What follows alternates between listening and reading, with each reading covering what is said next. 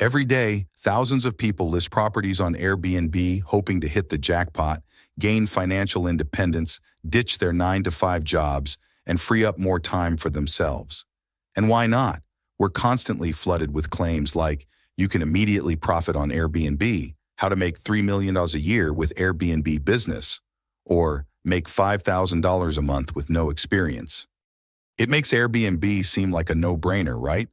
But the real question is investing in an Airbnb actually worth it? The simple answer is, it depends. There are many factors to consider before you invest in a property and list it on Airbnb. However, many of these so-called experts only give a quick nod to these factors, focusing mostly on the potential profits without showing you how to really assess if your investment is worth it. In this video, I'm going to present you the tools and knowledge you need to figure out if investing in an Airbnb is the right move for you.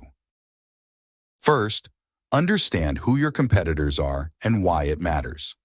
Second, understand the business. Third, the mechanics of investing on an Airbnb. Fourth, how to calculate your rates. And fifth, what are your risks?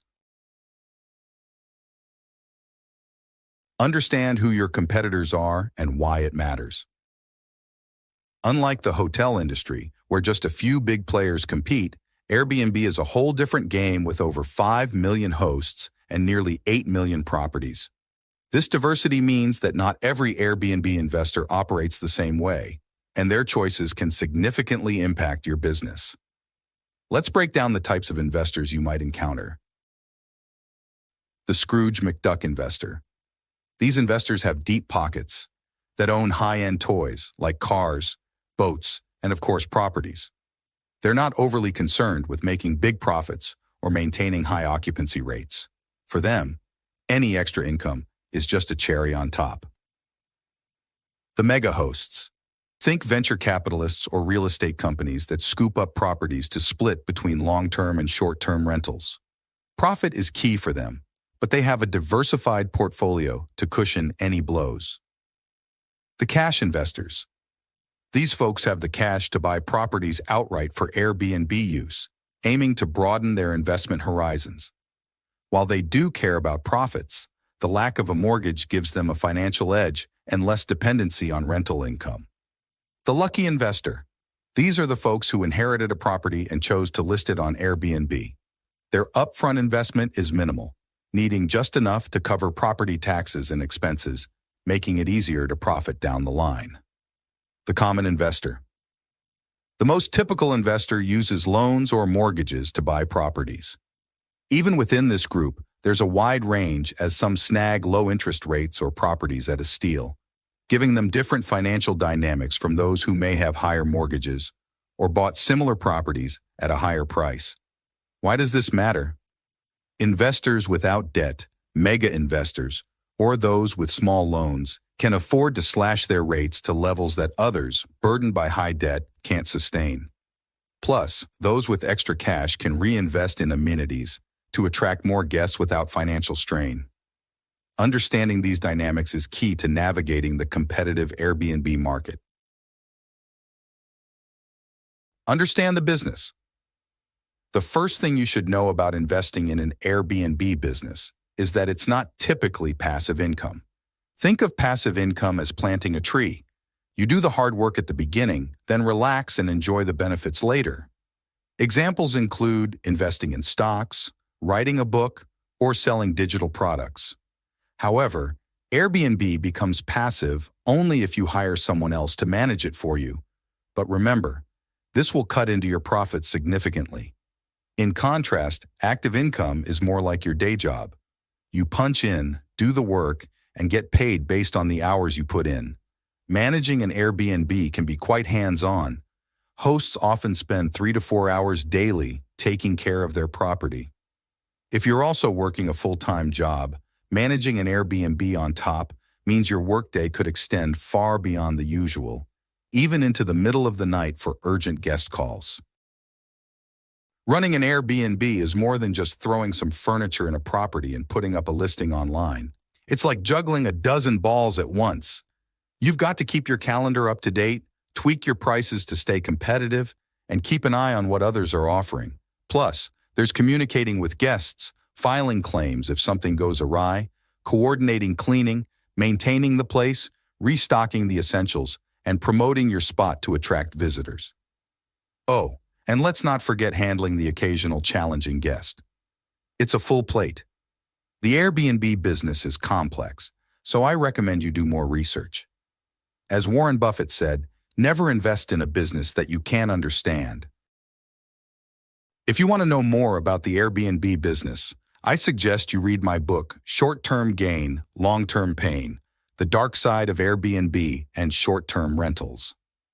Here you will find plenty of information about the business, their risks, ethical issues, and more.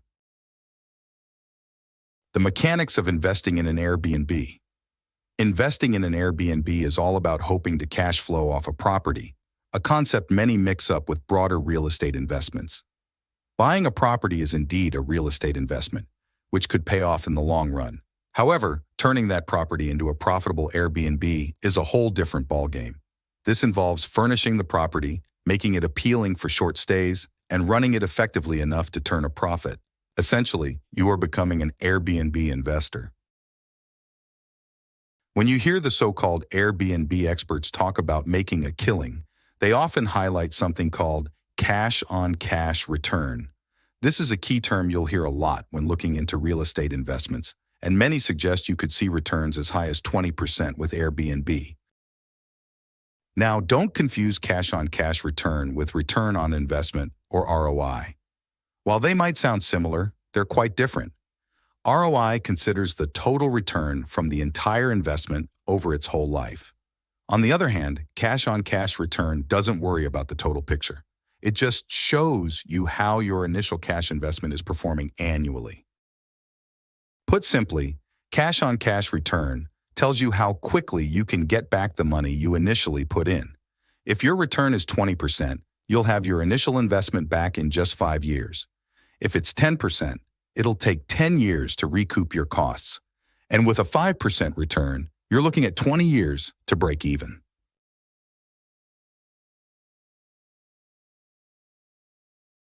The formula to calculate cash-on-cash return is the difference between the property's annual net operating income, NOI, minus debt service divided by your down payment. The annual net operating income is what you earn from the property minus all the costs to keep it running, like maintenance, staff, and property taxes. The debt service is the money required to cover the payment of interest and principal on a loan or other debt for 1 year. However, this is only applicable to those that got a mortgage or a loan to buy a property. Cash investors don't have a debt service, and the lucky ones probably have small loans that they use to furnish and renovate their properties. The down payment should include your initial expenses associated with purchasing the property, plus any renovations, furnishing, trips to the property, legal fees, etc.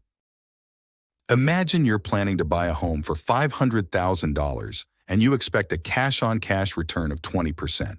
You start with a 20% down payment, which adds up to $100,000. On top of that, you've got closing costs at 2.5% of the purchase price, so that's another $12,500. But there's more to consider. The house needs some work, so you decide to renovate, costing you an extra $20,000. Then you'll want to furnish the place, which will take about $22,500. Planning a couple of visits to the property? Add $3,000 for travel expenses. And don't forget the legal stuff. Setting up a rental agreement, maybe starting an LLC, so you'll need another $1,500 for legal fees. All in all, your initial investment or down payment amounts to $159,500. Now let's calculate your debt service. Your loan amount is $400,000. That's the difference between the purchase price of $500,000 minus the $100,000 down payment. Let's consider an interest rate of 7% for 30 years. Based on those numbers, your loan payment is $2,661, but you will need to include property taxes, insurance, and HOA. For this exercise, let's say that property taxes and insurance amount to $1,250. So your total monthly payment of principal, interest, taxes, and insurance is $3,911. Now, multiply $3,911 times 12. So your total debt service is $46,932 a year. Now, we're getting into the tough part. Calculating your gross annual operating income and expenses to find out the net operating income required to hit your target cash-on-cash return of 20%. Let's assume that the annual expenses are $25,800 to cover utilities, supplies, landscaping, general maintenance, and cleaning. But remember that this is just an assumption and a very conservative one. Great. Now we know your expenses, your debt service, your down payment, your target cash-on-cash return, but we still to determine your annual gross income. In this example, you need to generate an annual gross profit of $104,632 a year to hit your 20% cash-on-cash return. In this scenario, your cash-on-cash return of 20% sounds pretty sweet, right? That's a cool $31,900 in annual profit. But wait a minute, that's before taxes. After Uncle Sam takes his cut and you handle deductions, you're left with something around $22,330. That translates to $1,858 each month. After adjusting for this effort, your real cash-on-cash return actually falls to around 14%, not 20%. This means it will take you about 7 years instead of 5 to get back your initial investment. Now remember, this is not a passive income, and the average Airbnb host works about 4 hours a day. That adds up to 120 hours of work each month at a rate of $50 per hour. This is like working for minimum wage or less in some estates. But here's a silver lining. Your property is steadily increasing in value. This means you're building equity and benefiting from home appreciation. The flip side? This increased value isn't accessible in cash form unless you decide to sell the property. Typically, you'd need to wait at least 5 years to see substantial gains in equity and appreciation. So while the property is indeed making money, accessing this wealth isn't immediate. Now let's calculate your average daily rate. For instance, if you're aiming to pull in $104,000 annually, you'll first need to figure out how many nights you expect to rent out your property. Tools like AirDNA can give you a ballpark figure based on past data. But remember, these are just estimates. You could end up with more or fewer bookings than anticipated. Let's imagine your property has a 70% occupancy rate, equating to about 255 nights a year. To reach your annual goal, you'd need an average daily rate of $410. Sounds straightforward, right? However, the real challenge is figuring out whether $410 per night is realistic. Factors like seasonal demand variations, your local market, the quality of your property, and what amenities you offer all play a part in justifying this rate. Plus, consider your guests. $410 a night translates to around $512 after adding Airbnb fees and taxes. If you're targeting monthly renters, the math shifts. To hit a 20% cash-on-cash return, you'd need to make $8,719 a month. Breaking it down daily, this equates to about $290 a night, rather than $410. But does this make sense for your property? Would a guest be willing to pay about $11,000 per month through Airbnb for your place? It's also wise to figure out your break-even point. This is where you're not making a profit, but also not losing money. You need to cover your annual expenses of $25,800 and debt service of $46,932, totaling $72,732. With 255 nights booked, this means you need an average daily rate of at least $285 to break even. Never drop below this rate to ensure you don't lose money. For monthly bookings, you'd need to charge at least $6,061 to just cover your expenses and mortgage payments. Understanding these numbers is crucial, not just for maximizing profit, but also for ensuring you don't end up in the red. Now, let's dive into the risks of running an Airbnb, because no business is without its challenges, especially in this industry. One of the biggest risks, competition. And in Airbnb's diverse market, it's not just about how many, but who. Just like any business, your rivals can make or break you. If you're aiming for a daily rate of $410, watch out for competitors who aren't tied down by mortgages or loans. They can afford to slash their prices to levels you just can't match. Consider this. Another investor with the same costs but a smaller 3% mortgage only needs to charge $364 per night to hit a 20% return. If you try to match this rate, your return drops to 17%.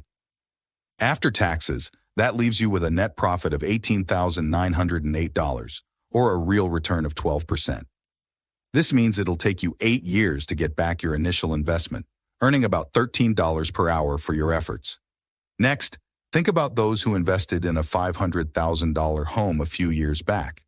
They probably got more bang for their buck than what's available now, with a bigger property, better features, and amenities. Pricing isn't just about the number of rooms or location anymore. There are many factors to weigh. Another big risk?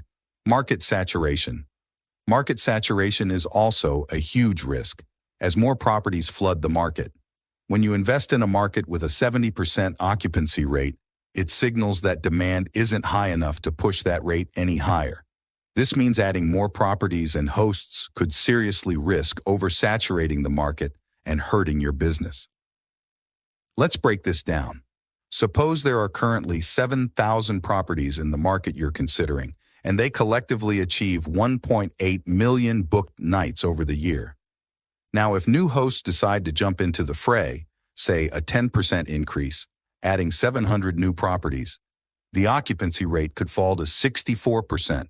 And if the number of new properties rises by 20%, adding 1,400 places to stay, the rate could drop even further to 58%. Let's crunch some additional numbers.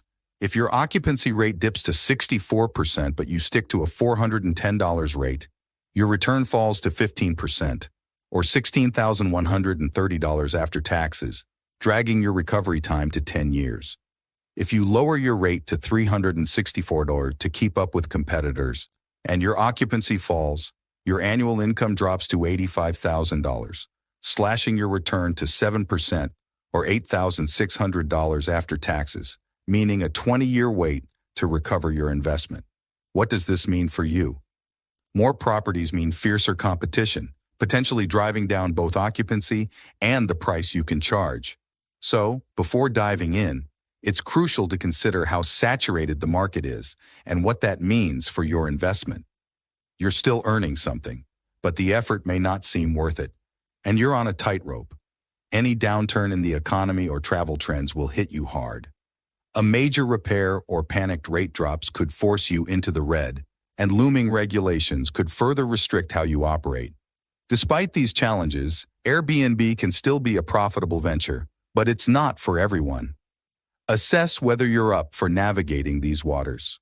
Thanks for watching, and I hope this breakdown helps you make a savvy investment decision. Remember, there are many ways to make money, and the right opportunity is out there for you.